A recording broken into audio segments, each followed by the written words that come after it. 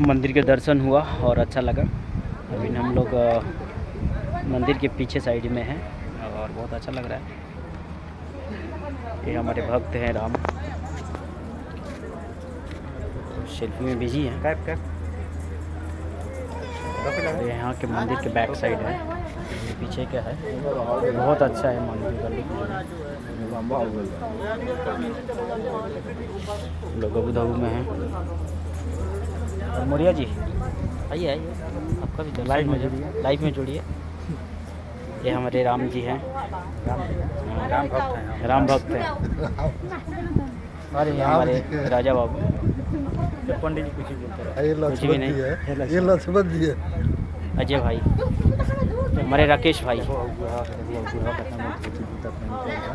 और हमारी परंपरा को विचलित करने के लिए हम लोग अपना धोती कुर्ता पहन के आए हैं। बहुत अच्छा लगता है यहाँ पे, सबको निगाहें इधर ही रहती है।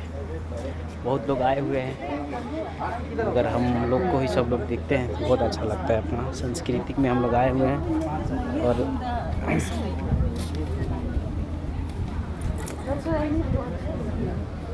अच्छा लगता है। काफ़ी भीड़ है यहाँ पे मंदिर के पास में।